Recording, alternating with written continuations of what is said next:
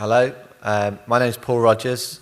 Today I'm going to talk a little bit about how Liverpool Football Club have transformed its digital media strategy by daring to think small, and the results we've seen have been pretty big. So it's a story of a 122-year-old English football club, but the lessons we've learned, the mistakes we've made, the solutions we've found, the results we've seen should resonate with anyone here who has a global audience that they want to unlock, or potential viewers, followers, fans, or customers they want to monetize. I joined Liverpool Football Club in 2001. It was the same year that Liverpool and Manchester United both travelled to Asia for the first time to play in pre-season friendlies. That's become something of a biannual ritual for most of the biggest football clubs in Europe now. But back then, all of the talk at Liverpool, and I think at Man United, was about breaking Asia, conquering Asia, or cracking Asia. And the belief was that from men in suits thousands of miles away in Europe, was that if we could unlock the fan base in Asia, then the millions would flow in. Unfortunately, that sort of thinking and that sort of big thinking about tackling a whole continent on its own was never really going to work. It didn't deliver a great result for the clubs, and it didn't really deliver a great result for the fans either. So it's quite incredible, but up until about 2 years ago, Liverpool, who were very popular along with Man United in Asia, still sort of adopted a one-size-fits-all approach to how they delivered content and how they tried to engage with supporters. And as this slide will show you now, in terms of what we were doing, it was all English. So we had an English language website, we had an English language Twitter feed, English language Facebook page. There was no international websites and no international platforms at all, apart from one sort of thing we were doing in China on Sina Weibo. But really, my view, and I was head of content at the time, was that the one-size-fits-all approach was not really fitting many people at all. So what we really needed to do was look at the stats, where we were seeing the traffic, maybe on social media, and also traffic on our website, and determine whether there was a big issue with this sort of approach of tackling everything as one. So when we looked at our website, liverpoolfc.com, which was the most popular football club website in the Premier League at the time, we looked at the traffic, and the traffic, 7 of the top 10 countries delivering traffic were all English-speaking countries. So there was clearly a language barrier. Then when we looked at Facebook, and Facebook's quite easy for someone to like your page, we found that 8 of the top 10 countries weren't English-speaking at all. So when we looked at it and we saw, well, Thailand and Indonesia, where we would consider ourselves to have a massive fan base, they weren't represented at all in terms of traffic coming to our global website. So we started to look at it a bit more and decide, well, why would we have millions of people who don't speak English liking us on Facebook but not visiting our site? And obviously language was a barrier. But Facebook can be a bit deceiving as well. Football clubs and big brands like to boast about how many followers they've got on Facebook and how many friends they've got. But our argument really, when we started to look at it, was there's little point in having 10 million, 20 million or 40 million followers or friends on Facebook if you engage with just 1% of them. So we started to look at what would happen if you did a status update in English. I'm talking back in 2012 when we just delivered content in English. What happens when we do a status update? What are friends for? So you might decide that with a friend you want to invite them to a party. Let's say with a football club, we might say, well, we're going to have a big celebration in a bar to celebrate our season. So if we targeted that post in English back in 2012 at 11 million followers, which is what we had at the time, then this is what sort of thing happens. We can basically wipe out 50% of them because the language barrier will mean they don't even understand the update. So they're gone. We can wipe out another section because the time we will have posted our update, lots of people will have been asleep or not online. So a 10 a.m. update in the UK will be 2 a.m. in LA. A 6 p.m. update in Liverpool will be midnight in Bangkok or 3 a.m. in Sydney. So we were losing people that way. Then there's a distance. If we're inviting people to a party in Liverpool and we send that message out to people in Korea or people in Australia or New Zealand or South Africa, then chances are they can't attend. So they're gone as well. Then we can take out cost, because the one-size-fits-all approach to this means that you're basically assuming that everyone has the same amount of revenue to spend. So a fan in England or a fan in Germany or Switzerland may have more money than a fan in Vietnam or Bangladesh, or Vietnam. So they've gone. Then we can take out the sort of cultural differences. So if we're going to invite everyone to come to a bar which is serving alcohol to celebrate something with us, then we have to realise that that won't be suitable for some of our audience, of our 11 million followers. And then there's a sort of lack of engagement, whereas if someone's liked us on Facebook a couple of years ago, and then we've never engaged them because whether it's through language or time it's been posted or just the relevance of our updates, then we'll lose them as well. So what you actually see is we start with what looks like 11 million followers or friends on Facebook, and we target our updates at them in English. But really what we're actually hitting is a minuscule amount of people.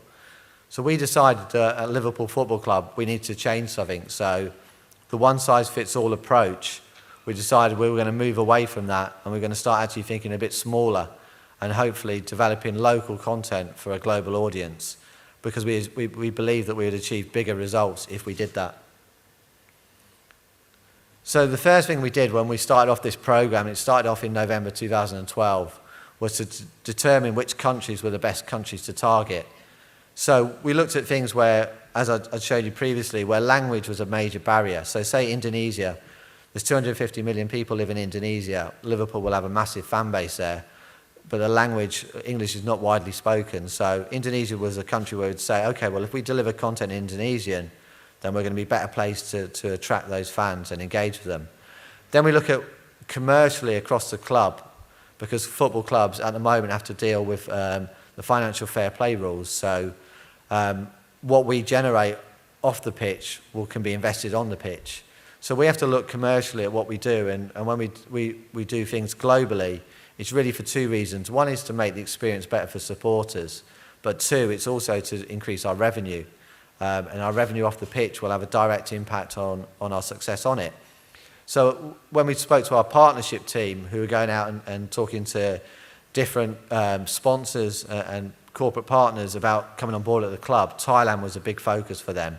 Liverpool obviously very popular there. They played there 4 times on pre-season tours. So it was agreed that we would definitely target Thailand in terms of how we engage and deliver content.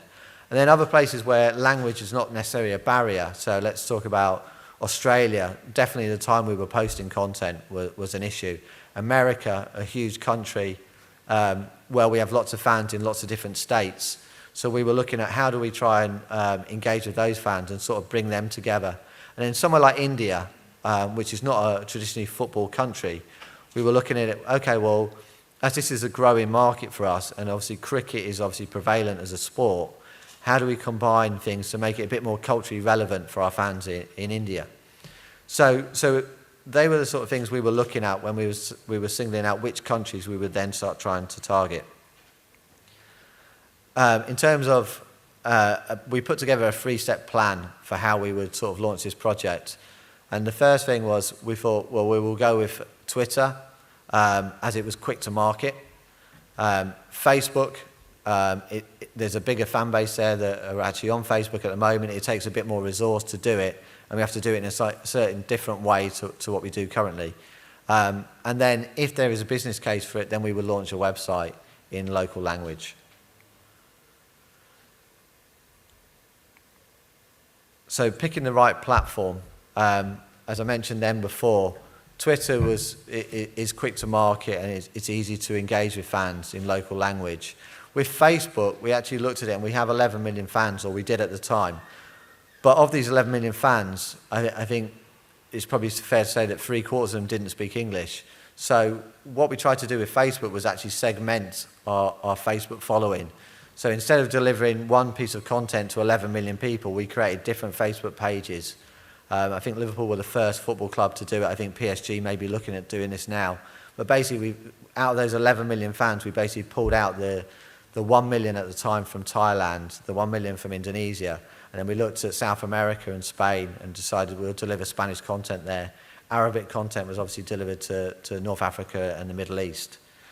And then, but the other thing we have to be careful of is on how platforms can change as well. So when we started in China, we were looking at Sina Weibo as a dominant platform. Since then, WeChat, or WeChat as it's known then, has become, a much more faster growing platform.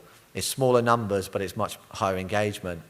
In Russia, we went on VK because VK still dominated over Facebook. And then also we were looking at things like what are the trends in those countries. So with Indonesia, for example, although we had 1 million people on Facebook from Indonesia, we were seeing quite low engagement on Facebook from Indonesia and much more a push towards Twitter. And I think obviously the fact that mobile usage is so high in Indonesia definitely played a large role in that. In terms of this was the key thing about what we did. It's about content localization, not translation. I think it's very easy to translate content. Many football clubs have done it. Liverpool have done it in the past. Around about 2001, we launched a Chinese website, which was just a pure translation of our own English language website, and it failed. And I think most football clubs have found that as well, that if you just translate what you put out for an English audience, it will tick a box. It will say that you deliver content in French or Spanish or any number of different languages, but are you actually delivering content that's localized? So that was the key thing that we looked at. So when we talk about content localization, obviously it's not just about translation, it's about delivering content that audience would want in that country. So it's all of our global news which is of interest. So if we were to sign a new player, then everyone in the world wants to know that. But if we have tickets left for a game on a particular night, or if we have one of our legends signing autographs or signing shirts in our local store, then we don't need to deliver that information to people who will never come to the place. So that's what we would sort of look at. I'll give you an example, and you can see 2 pictures there. They're from India. In 2011, November 2011, I actually travelled to Mumbai with Liverpool Football Club. This was before we did any localisation of any sort. And we were basically running a programme where we took 14 children from Mumbai and gave them professional coaching with Liverpool coaches. And we took over one of our most famous players to actually coach these kids and give them an experience they never would have had before in terms of professional football. Now, of the 14 kids, I'd say 12 came from quite normal backgrounds, but 2 of the children actually lived in one of the biggest slums in Mumbai. So we travelled into the slum in Mumbai, and we met the kids, 2 of the children, one was a girl, one was a boy. And basically, where they lived in basically a tin shack. There was no beds, there was no running water. Their lifestyle was completely alien to anything I'd particularly seen. And those 2 children became the focus of our story. And it was about these 2 kids who basically, struggled to go to school, don't sleep in a bed, live in a tin shack in a slum, could be taken out of that environment and then given professional coaching, which was a chance in a lifetime experience. And I took the pictures and I wrote the story, and it was a very detailed story, and it was received fantastically well. Fans looked at it as in like, what an opportunity these kids are being given by Liverpool Football Club. So all over the world, the response to the story was fantastic, except in India. In India, it was a much different response. Liverpool hadn't engaged at all in India, and that was our first sort of interaction with India. And when I spoke to local people afterwards, they sort of said that there's a feeling in India amongst many people that foreigners look at India as a very poor country, when, yeah, there are massive elements that are poor, but there's other elements that are, incredibly wealthy. So for Liverpool Football Club, they said that when people come to India, they generally take pictures of cows in the street, people living in roads, and the poverty they'll see. And I suppose I fell into that trap a bit because we told that story from a foreigner's viewpoint of how we found India when we went over there. And although it was incredibly positive about what had happened to these 2 kids, the impression was, well, if that's your first engagement and that's how you're going to tell the world about India, then that's not great for us. So, I mean, we now do quite a lot in India, and I've been told that if we were to do the same story now, it'd be seen fantastically by the Indian people. But it was our first interaction with that country, really, on a global stage, and that's how we presented their country. As you can see now, from where we started, we've completely transformed what we do. So I think we've got 18 international Twitter accounts, 10 international Facebook pages, 3 international websites for Thailand, China and Indonesia. Our next step will be to launch an Arabic website. And we're doing a lot more. So even in China, we've got more platforms. In Russia and in Brazil, we've got different platforms. So we've completely transformed how we engage with fans. But it's not a vanity project. It's not about having numbers to say, well, we deal in more languages than any other club in the world, or we have more Twitter accounts than any other club in the world, or Facebook pages. It's actually for a reason, as I mentioned before. So what we've seen immediately is in Thailand and Indonesia, and I'll pick those 2 countries because we have launched websites there, we've seen incredible growth in visitor numbers. So going from, they didn't even appear on the top 10 back in November 2012. Now Thailand, we have more visitors from Thailand than anywhere else in the world coming to our international and our website platforms. Indonesia, I think, has gone from 12 to number 2, it hovers between number 2 and number 4. So there's been a huge increase. In terms of website page impressions, that was visitors I was discussing then before. These were the numbers that were coming from Indonesia and Thailand before. And since launching, we've just seen incredible growth. So, and it's not just growth to our Thai and Indonesian platforms, it's actually growth to our main official website, which is English language. So we feel by hooking in fans in local language, then we'll migrate more of them over to our main website. So we've seen incredible results there. On Facebook, as I mentioned, we've segmented the audience. So every club, I think, in England definitely has a global Facebook page. And Liverpool now have a global Facebook page and also local language pages, which form part of it. So it's still, on day one, it would have been 11 million people, but we would have just segmented that 11 million people. Now, I think we've moved up to about 19 million people. I don't know if that slide's updated, but we're on 19 million people, and over half of those 19 million people are now seeing localized content. So what that means is our engagement levels have gone up incredibly. So we've picked a game. When we talk about engagement on Facebook, we're talking about not people liking your page as such. We're talking about someone, if you post a status update, do they like it? Do they share it? Do they comment on it? That's actually engagement, because just chasing numbers of how many page followers you have tells a quite different story. So we picked a game to look at, and when Liverpool played Manchester United earlier this season, we looked at all of the Premier League clubs, all of their interactions on the day that they played that weekend. So, and as I said, about interactions, it's the engagement, so likes, the shares and the comments on your activity that day. So most clubs and most big celebrities around the world would have engagement levels of under 1%. So Arsenal were actually the best performing club apart from Liverpool, and I picked them out. They had 3% engagement, which is actually quite high. But if you start seeing what happens when we actually localise the content and it goes into the pages, then you'll see the numbers just increase. And Thailand is ridiculous. When you talk about Miley Cyrus or any of the big celebrities, Justin Bieber, their engagement will be under 1% for Facebook. So to hit over 100% is absolutely incredible. And it's not just about percentages, this is actually about pure numbers. So if I take Thailand on that day as an example, Liverpool were dealing with 1.7 million people in Thailand who followed that page. So this is earlier this year in 2014. So when we delivered a status update, our maximum reach for that update could be 1.7 million people following the Thai page. Every other club in the Premier League has a global Facebook page, so 19 other Premier League clubs. And if you combine the total amount of followers of those 19 clubs, I think it comes out to about, I can't actually see the slide from it, I think it's about 115 million people.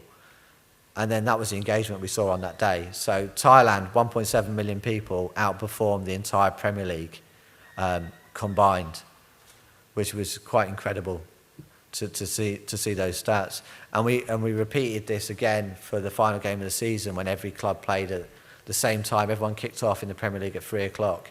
And again, Thailand outperformed every Premier League club, including the winners, Manchester City, who have a global Facebook page. So when we look at this, we're looking at Thailand as a local page versus clubs' actual global pages. So So included in that total there will be Manchester United, who have about 40 million followers. So Thailand outperformed not just United, but Chelsea, Arsenal, Man City, and every other club. So, as I mentioned before, it's not a vanity project. It's about actual revenue and experience for supporters. So we found that when we localise content and when we localise campaigns for our partners, we can see as much as a 300% increase in the click-through rate compared to an English campaign on an English website. So it's absolutely working for our partners. In terms of retail, where we've localised content and we've localised platforms, we've seen we've doubled the spend in certain countries in terms of the spend per visitor to our website. So in Australia, which I think is the biggest grower there, we doubled actually how much each fan was spending, and that was much through localised content. So in terms of what we've learned along this journey, I think the number one thing is it's about localization. As I keep mentioning, it's not about translation. It would be easy for us to go to an agency tomorrow and say, well, there's maybe 10 languages in the world that we don't communicate, and just knock us out some platforms and deliver our English content in those languages. That's not what we're trying to do. The second thing we've obviously learned is about, the third thing we've learned is the one-size-fits-all approach doesn't work. So that definitely doesn't work. And I mean that in terms of your staff that you work with, because we're using people in local markets, and they have a different culture as well to what we do. So if something works in Thailand, it doesn't mean it'll work in Indonesia. So that's definitely a key thing. And then the last thing is that engagement matters the most. It's no point just chasing numbers and saying, well, Liverpool have got 20 million followers. If we're not engaging with any of them, then it's no use. Likewise, if someone else can say, well, we've got 50 million followers, unless you've got true engagement, then it's not much use at all, because there needs to be a relationship between a football club and the fans who follow us around the world. So that's why we've decided that looking at it from a smaller way and looking at countries as opposed to continents, then we're seeing bigger results. That's it. Thank you.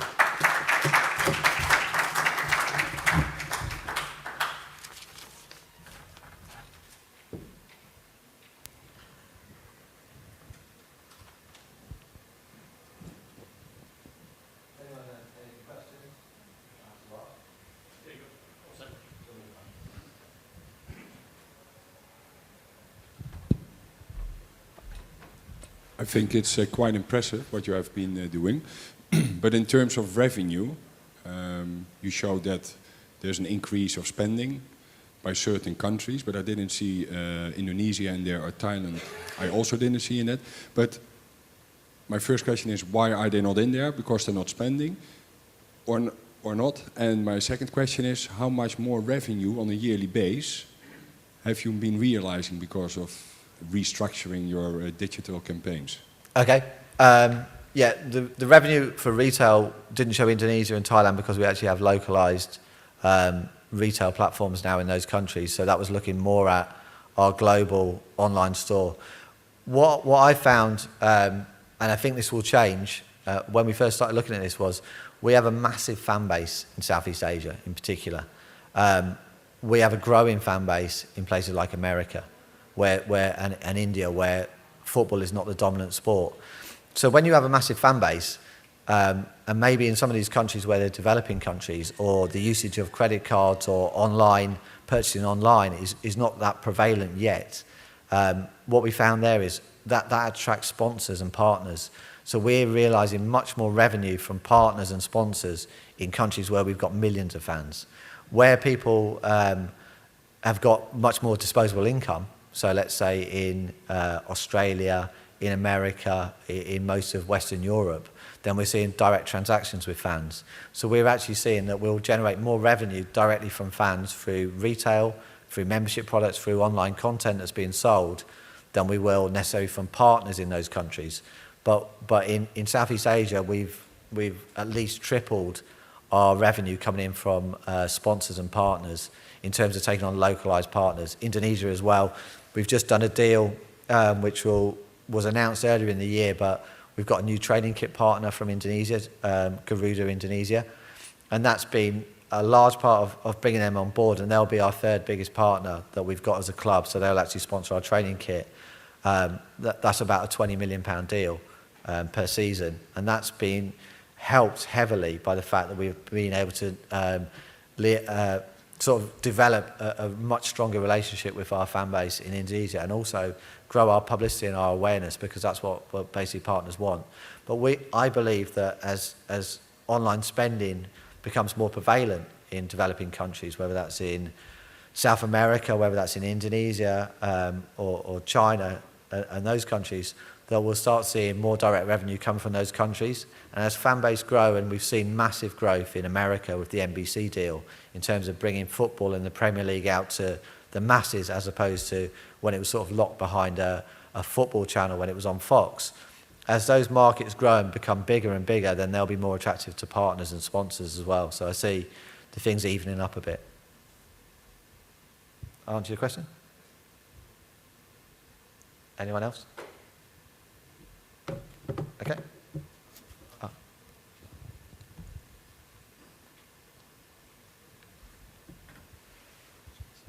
I'm just interested to learn about how you would use players' Twitter pages in terms of linking with them, and maybe your promotions that you use through Twitter. How much interaction do you have with the players in terms of using their Facebook pages and Twitter pages to enhance development for your club? It's a difficult one, really. Where we at Liverpool Football Club, we tend to treat the players' pages as their own. We do have the image rights for certain of our players, so we will work with them to help us as we develop. But for a case of some of our players, I'll give you one example. Lucas Leiva. We spoke to Lucas as a Brazilian player about launching him in China, because we had launched in China on Sina Weibo and Tencent, and we wanted to bring some of our players in there as well. So we agreed with him that we would manage his presence over there, which bringing celebrities onto these platforms is obviously a great thing. So that worked quite well in terms of it enhanced. It was still his profile, but we helped him sort of launch him there. Daniel Sturridge had recently launched in China as well. Some players are more active on social media than others. So Twitter are forever talking to me about, can Steven Gerrard join properly? He's got his foundation on Twitter, but Steven Gerrard's not on Twitter. So it would be nice, I think, if all of our players were on social media. And I think we're seeing the more and more younger players who come through, they're all on it. So lots of our players from our academy, they've grown up in a social media world. Some of our other players who've probably survived most of their career without being on social media have decided that they may not want to go on it. But we've seen great statistics. We'll do player chats on Twitter, on Facebook, so we'll always link to their profiles, and we'll have certain players who might do co-commentary via Twitter on a particular match. So we definitely utilise them where we can, and I think clubs who have seen players come in with massive social media profiles, they've definitely benefited their main account. I know when Manchester United signed Mata, and they announced it via Twitter, they saw a huge increase in terms of followers. So, and that because he brought his own followers to the table. Wayne Rooney is another player who's got a massive following. Lots of Liverpool players are on Twitter. They're not all as active as maybe they could be. I'd argue maybe the manager is quite happy for it to be that way, but they're certainly on it.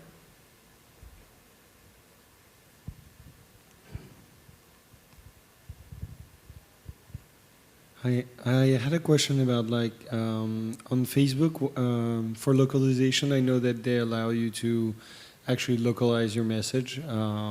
So did you choose? Could you just tell us about how you chose to do separate page as opposed to using that option to localize message? Yeah, definitely. So just to clear that one up, so we've been using Facebook since probably about 2009 as a football club. And if we wanted to target a post, we can do. And to be honest, I did one last night for our fans in Turkey, because there's been a big incident over in Turkey. So that's quite easy. We'll put it up in local. We'll put it in local language status update. Then we'll target that update at the country or the language we want it to go to. So that's fine. But that can't happen all the time. And also it means that while they'll get that update, they'll also get all of the other English updates that we were doing. So we looked at it first with Thailand. We said, well, okay, well, we're getting no engagement really from Thailand because we're putting up status updates in English. And also the way that different countries use Facebook. So we decided, okay, so what we'll do is we'll go through Facebook and we'll create a localized page. So it's still part of our 11 million at that time. You know, it's on 19 now, but I think we had 800,000 Thai fans. So we said, okay, if you live in Thailand, you'll now automatically see the Thai version of our page. You don't have to go and like we weren't creating a new page. We were basically just creating a Thai version of our page. So they didn't have to do anything else. What they would suddenly start seeing is updates coming through in Thai. So the engagement obviously increases, and when the engagement increases, then more people see our posts. Because I'll talk from my own perspective. I've probably got, I don't know, maybe 150, 200 friends on Facebook. And the updates I always see in my timeline are the same people. They will have been the people I will have liked their photo, or I've seen them lately. And all of the people I used to work with, or some of the people I went to school with, I never see their updates. So they're friends, but I never see them, and that's because I haven't engaged them for so long. So as soon as we started delivering content in Thai, we would have more people engage with us because the content was actually localized. And then more people would see it. So if their friend commented on something, then their friend sees it, and we just saw incredible growth in terms of the engagement. So that's what we did. That's what we did with Thailand. With South America, we looked at it and we weren't getting much engagement again from sort of a Spanish-speaking sort of audience. So we took Spain and we took South America and we picked those countries and we grouped them together. So there will be minor differences between some of the languages in terms of some of the different versions of Spanish. But again, it's been a success for us. So that's really worked very well. And I think sort of I'm quite surprised that other clubs haven't really gone down that route. And the other thing we were doing at different times was it could be a religious festival. It could be it's Ramadan.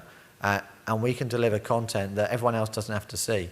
Because in England, you've got a situation where we're an English football club with an English fan base as well as a global fan base. And sometimes there can be tensions between English fans and fans coming from around the world who maybe want to come to the match, and then tickets it's even more scarce to come to. So we want to engage with fans all over the world. We want to welcome fans all over the world, but maybe we don't have to tell a fan. So I'll give you an example. When Sachin Tendulkar retired from Indian cricket, and it was the biggest story in India basically for a month, we could deliver a message from Liverpool Football Club just praising him on his career. Now, no one else in the world needs to see that, and they didn't really see it because we basically delivered it to our Indian fan base. So that definitely is a good thing that you can do. So it's not just about the content, it's also about what is the message you're giving. And we can, if there is a religious festival in India, then we can wish people Happy Diwali or whatever we choose to do. And we don't have to give that because it's not really relevant to most other people. And the other key thing I'd say about our use of Facebook in terms of localization is that in Thailand, their use of Facebook is completely different to us. It's not even just about the language or about the localization of the content. They are quite happy to have 20 updates in a day, or they might have 15 updates in a day, where we'll probably deliver 4 or 5 at most, I think, on our global one, which goes out mostly to England and lots of English-speaking countries. Because I think anything more than that is almost seen as bombardment, whereas in Thailand, you can't actually post enough for them to have, instead of creating a photo album, you would actually post a picture up, and then you might post another picture up. There's a very different way of working. So if you're just talking about translating your content, then you would only be translating 3 or 4 updates, a day in Thailand, whereas there's an appetite for much more content. It's almost like, how much stuff can we give them? And also, in some countries, it's about celebrity focus. So it's more about our bigger players than maybe, say, our reserve players or the hard-working players who probably don't get much of the credit. And I think we'll definitely go with celebrity focus in certain countries. So it's definitely about tailoring the approach, and we've tried to do that through Facebook.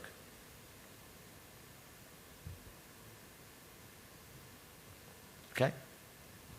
Thank you very much for listening.